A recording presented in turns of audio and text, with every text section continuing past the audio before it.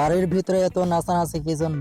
আমার বাপ একজন হাজি মানুষ, আর এই বাড়ির বউ হয়ে তুই নাচানাচি করছিস, তাও আবার বোরকা পরে। স্কুল থেকে বাড়ি আসতে পারলে না আর নাচানাচি শুরু করছিস। তুই না 5 ওয়াক্ত নামাজ পড়িস, তাহলে নামাজ পড়ে লাভটা কি হলো? ইসলামের নাচানাচি তো হারাম করা হয়েছে, আর তুই সেই নাচানাচি করছিস। বদনামার্কা মহিলা কথা কর। তুমি হয়তো জানো না, এটা আমার কর্ম। কিসের কর্ম তোর? আবার এটা কিসের কর্ম? কিছুদিন আগে আবি স্যারের সাথে 1.5 মাস কক্সবাজারে থেকে আসলাম। ওখানে আমাদের ট্রেন করা হয়েছে, কারণ নাচানাচির মাধ্যমে ছোট বাচ্চাদের শিখালে তারা খুব সহজে শিখতে পারে। তা আমাকে নিষেধ করা যাবে না। এটা নতুন কারিকুলামে যোগ করা হয়েছে।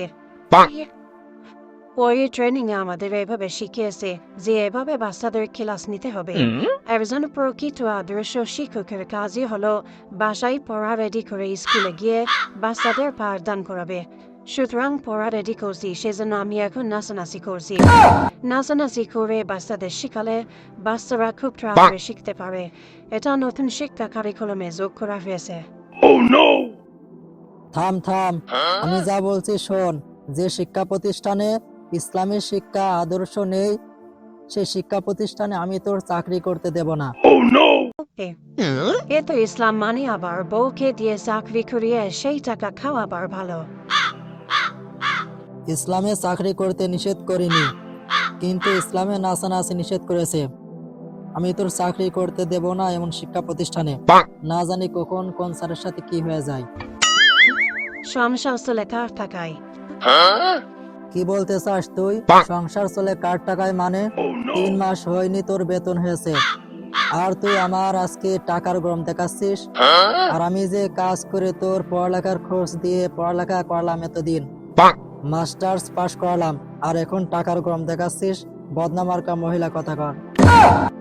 তুমি বাংলাদেশের আইন লঙ্ঘন করছো, কিন্তু আইন না মানলে তোমার জেল হবে। নতুন শিক্ষা কারিকুলামে এটা যোগ করা হয়েছে, তুমি সেটা মানবে না কি জন্য? আমি তোর এমন নাচানাচি কারিকুলামে চাকরি করতে দেব না। চাকরি করতে দেবে না? না, আমি চাকরি করতে দেব না। চাকরি করতে দেবে না তাহলে? না না না, আমি তোর এমন শিক্ষা প্রতিষ্ঠানে চাকরি করতে দেব না। ঠিক আছে, আমি এখনই হেড স্যারের কাছে ফোন দিচ্ছি। হেড স্যারের সাথে speech driver hot collection. I phone দিলে তোমার কিন্তু খবর আছে। যা যা, কিছু করতে পারলে করে নিস। ঠিক আছে, আমি এখনই ফোন করছি।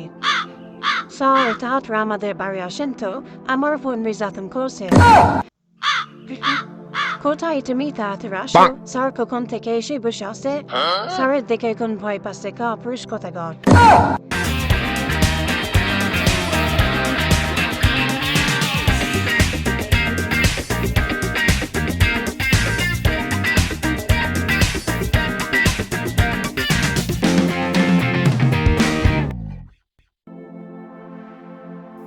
কথাবার্তা কিন্তু ওজন দিয়ে বলিস, হার্বিক মার্কা মহিলা কথা কর।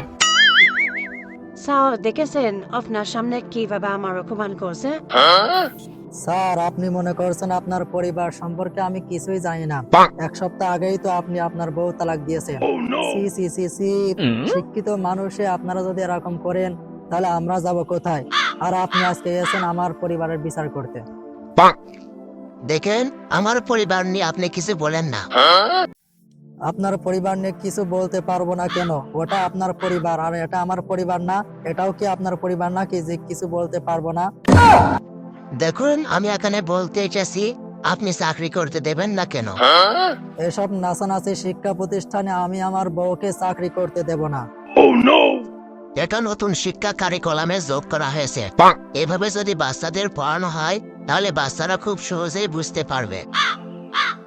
বউ আমার, আর আমি চাকরি করতে দেব কি দেব না সেটাও আমার বিষয়। আপনি স্যার মানুষ, তাই আপনাকে সম্মান করে কথা বলছি। আমি আমার বউকে চাকরি করতে দেব না। কেন দিবা না চাকরি করতে? আমাকে চাকরি করতে দিতেই হবে, আমি চাকরি করব। আমার বাড়ি থাকতে হলে তোর কোনো চাকরি করতে দেব না। আমি চাকরি করব, আমাকে চাকরি করতে না দিলে আমি কি করতে পারি তুমি কিন্তু বুঝতে পারছো না। আমার বাড়ি থাকতে হলে তোর কোনো চাকরি করতে দেব না। চাকরি করতে না দিলে আমি কিন্তু চলে যাব। তুই চাকরি করতে চাইলে এই বাড়ি তোর কোনো জায়গা নেই। তাহলে আমাকে তালাক দাও। তালাক তো দিতে পারবা না, কাপুরুষ কোথাকার। কি বললি? আমি কাপুরুষ, তোকে তালাক দিতে পারবো না। 1 তালাক, 2 তালাক, 3 তালাক। আমি তো এটাই চাচ্ছিলাম। স্যারের স্কুলে যেদিন চাকরি পেয়েছি সেদিন থেকে স্যারের সাথে রিলেশন শুরু করেছি। স্যারের সাথে বিয়ে করার জন্য 1 সপ্তাহ আগে স্যারের বউকে তালাক দিতে বাধ্য করেছি। তোর এত বড় সাহস! আমার কাছে থাকাকালীন তুই রিলেশন করেছিস। তোদের দুজনকে আজকে আমি গুলি করে মারবো। বিশ্বাসঘাতকদের কোনো ক্ষমা নেই।